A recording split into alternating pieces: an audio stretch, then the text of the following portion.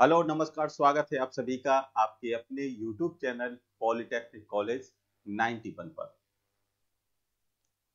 इस वीडियो के माध्यम से हम लोग वर्कशॉप टेक्नोलॉजी जिसे कहते हैं कार्यशाला तकनीक के बारे में समझेंगे और उसके बारे में एक छोटा सा संक्षिप्त परिचय समझेंगे जिससे हमें वर्कशॉप टेक्नोलॉजी नामक सब्जेक्ट से डर नहीं लगेगा।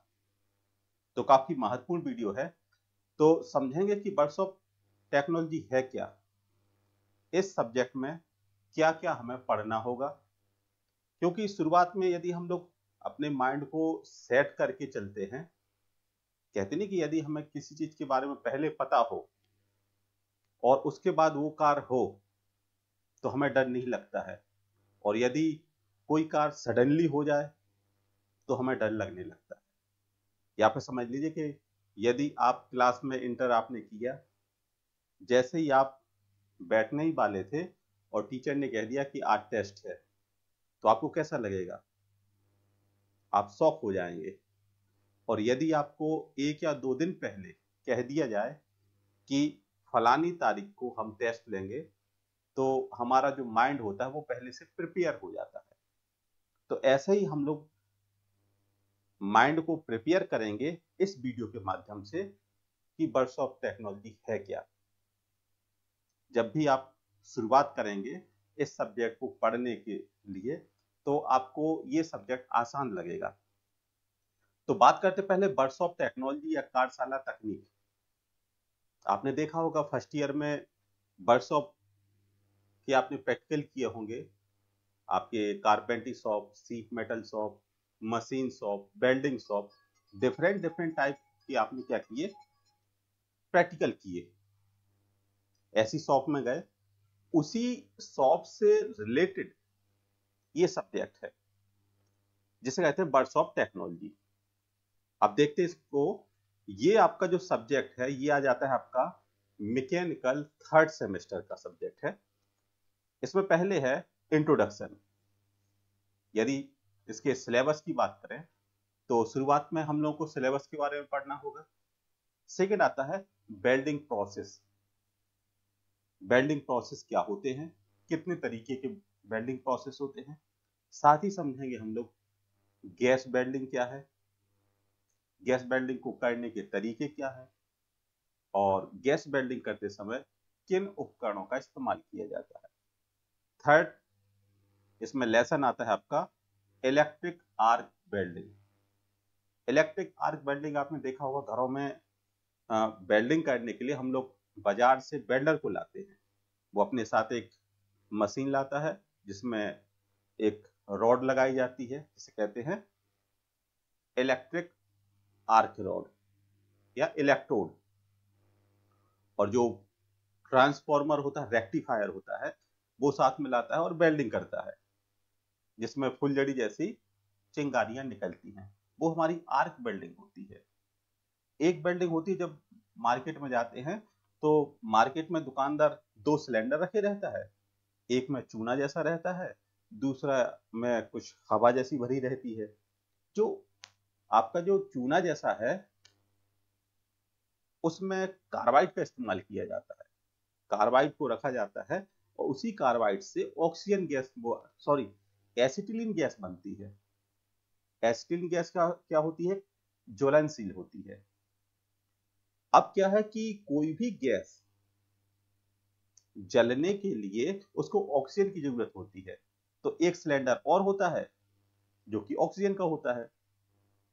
मतलब कि अगर हमें गैस वेल्डिंग करनी है तो एसिटिलीन गैस और ऑक्सीजन गैस चाहिए होती है।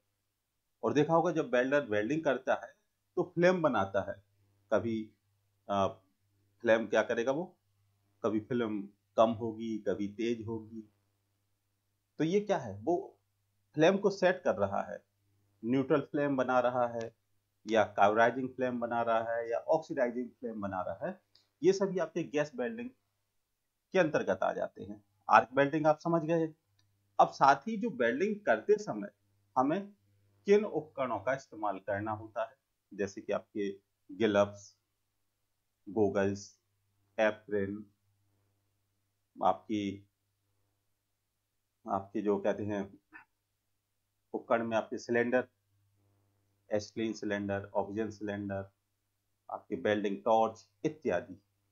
और फिर उसके बाद हम लोग सीखते हैं मॉडर्न वेल्डिंग। अभी तो हम लोग बेसिक है, फिर जो नई नई टेक्नोलॉजी की वेल्डिंग आती है, जैसे आपने देखा होगा विस्फोटक welding, tungsten inert gas welding, TIG, MIG, metal inert gas welding, plasma welding, ये क्या है, मॉडर्न वेल्डिंग है।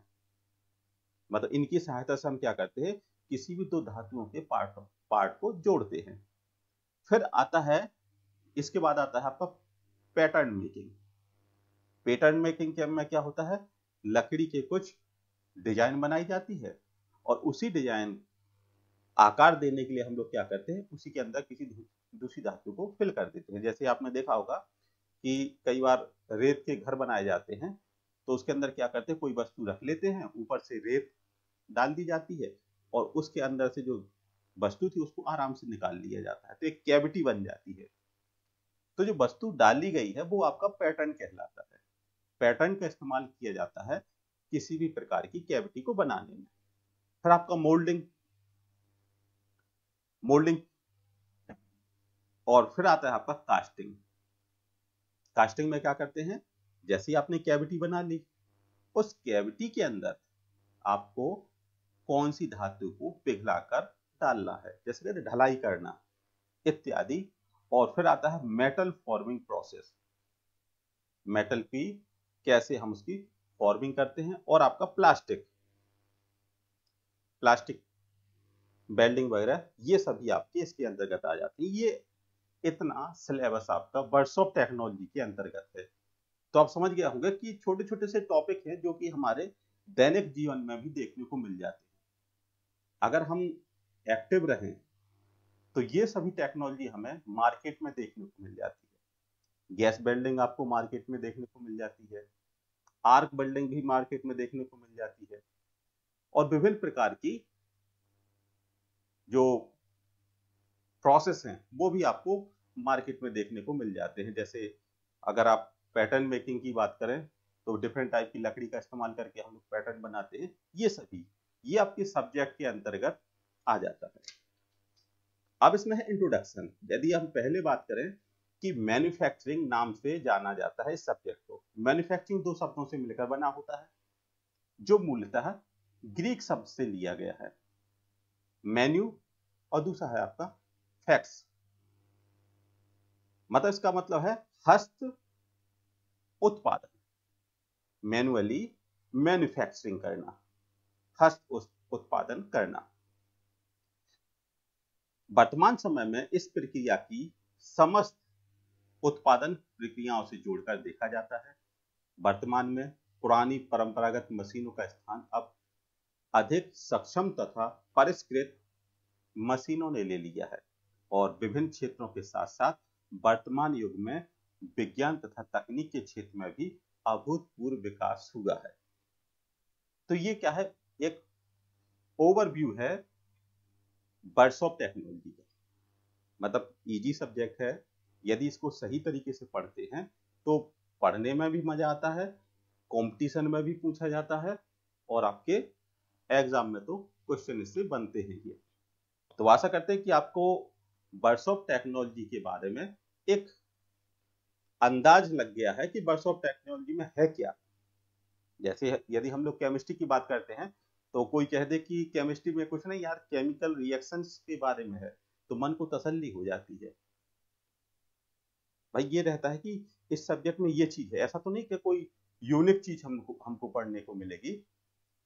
जैसे आपने कोई फिजिक्स की बात कहता है तो हम लोग क्या कहते हैं, यार जो हाई स्कूल में बल, गति, घूर्णन ये सब है, यही सब हमारा फिजिक्स में है। और केमिस्ट्री की बात की जाती है तो कहते हैं भाई जो गैसेस वगैरह है ये। मतलब ये डिफरेंट टाइप के ओवरव्यू हैं जिनसे हमें उस सब्जेक्ट के बारे में डर कम लगता है। तो आशा करते हैं कि आपको वर्कशॉप टेक्नोलॉजी का जो इंट्रोडक्शन है कि हमें क्या क्या पढ़ना होगा, ये आपको सही तरीके से समझ में आया होगा।